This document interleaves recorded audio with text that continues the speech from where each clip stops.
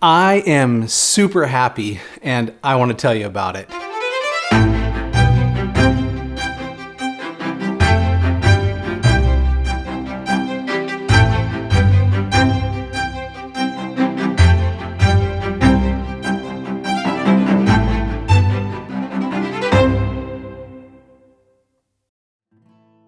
All right, sometimes when I was a kid, I really loved the book of John. I loved John 1:1. In the beginning was the Word, and the Word was with God. And I continued. And it was always like some ominous voice that I would read along with. The Gospel according to John, chapter 1. In the beginning was the Word. And I think sometimes we get so into the professional part that we miss this pretty important dynamic, and that is worship. The Bible, it's really all about love. It's about responding to God's grace, and it's about this narrative of, oh my. And I got to tell you something. I got to do something to get us out of our doldrums. We take communion as a ritual week after week, and we kind of get Eucharist, we kind of get it, but at the same time, do we really understand what is happening? I am my beloved's, and my beloved's is mine. This is what's happening. And so I think it's going to be helpful to backtrack just a little bit and again, review that Hebrew wedding. And again, this is the short version. So a young man, he falls in love. And he goes to the father of that young lady, and he offers a contract. I want to betroth her. And I want to tell you something, that Abraham, when he's looking for a wife for his son Isaac, there's no forcing here. Rebecca is certainly able to say no, and she says, I'm going to go with him willingly. And that's the idea with us too. And so let's just say the father says yes, and of course she says yes. He is absolutely a stunning young man, and they are madly in love. It's not just didn't happen over happenstance. They're madly in love. She says yes, and they work out all the details, and he says, all right, I'm going to go back to my father's house, and I'm going to make a little apartment on the side of his house. And when it's all prepared, when it's all done, and my father says it's time for me to come get you, I'm going to blow a horn, and I'm going to send some people in front of me, and we're going to make a procession into the city where you live, and I will get you, my beloved. And of course, she is waiting with anticipation. Like I've told you, my son Keith and Megan are going to get married pretty soon. And people don't understand. I'm old man, but I still love it. They're getting things for their apartment. A young lady, traditionally, she would get together the linens and the clothing and the utensils, and she'd start picking out pictures, and the husband to be is building that place. That's the idea. And I want you to see what's happening at the Last Supper. Yeshua is with his beloved, and he wants to betroth them. And again, I'm not going to go into all the detail, but I want you to see that, and this is important, when you're reading through John, always ask what time it is. Is it Passover? Is it first fruits? Is it Sukkot or Tabernacles? John is very particular about how he times things.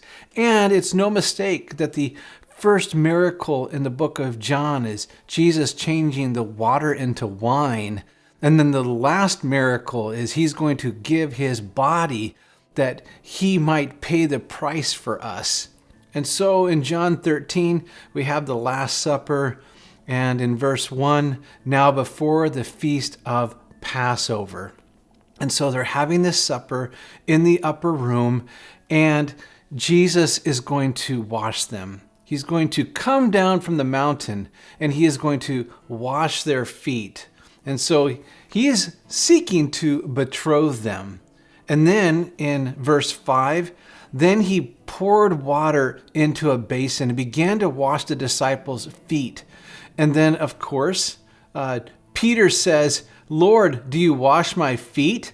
Jesus says, "Hey, you better let me do this, or you'll have no part with me." See, we can't consecrate ourselves, really. Really, this is the role of our Messiah. He consecrates us, he washes us, and then Peter accepts. And then in the middle of all this, there is a cup of wine. Now, that isn't in John 13, but we know from the other synoptics that that is certainly going to happen. And so you have the wine, and he offers the wine and the bread. "This is my body broken for you. This is the cup of the covenant given for you." And when you get betrothed, you go through this ceremony, and she drinks the wine, he drinks the wine, symbolizing that wine is coming into me. You are coming into me. Everything that you are, I want to be. I am my beloved's, and my beloved's is mine. And so when he offers that cup, what is he doing? He is offering them betrothal. Will you marry me? So if you go over then to chapter 14, you start to see this language and it begins to make sense. "Do not let your heart be troubled. Believe in God, believe also in me. In my Father's house there are many dwelling places. If it were not so, I would have told you. For I go to prepare a place for you. I go to make a little apartment by the side of Papa's house. And when Papa's ready for me to come back and get you, I will. If I go and prepare a place for you, I will come again and receive you to myself, that where I am, there you will also be." And it's in this context, go down to verse 6, where Yeshua says, "I am the way, the truth, and the life, and no one comes to the Father but through me." We drink of his blood. We eat of his body. His body is broken, and we go into that Holy of Holies and we commune with our God. And we walk in his ways. We submit to his leadership. We trust in his provision.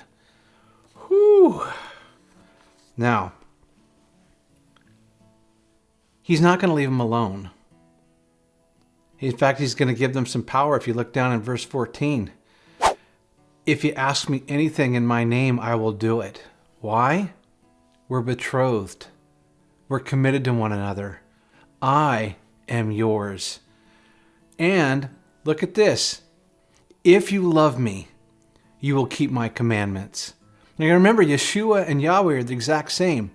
What gives people the power now to get the utensils ready, to get the clothing ready, to get the pictures, all in preparation for his return? "I will ask the Father, and he will give you another helper, and he may be with you forever. That is the Spirit of truth." And so now, we're in this condition, all of us, that we're betrothed. And as we wait for his return, as we wait for our beloved, the Spirit is in us, helping us to obey his commandments. And so, when we do communion, and we do it all together, we are that beautiful, beautiful lady that's coming up out of that Red Sea. We've been grafted into her. And when we drink of the cup, it is, if we're going to be worship leaders, we have got to bring people into the narrative. Oh, and when we drink of that cup, all we're doing is saying, "Yes, I take you into me," over and over and over again. It's not just a salvific exercise. It is also remembrance until our betrothed returns. I'll see you next week.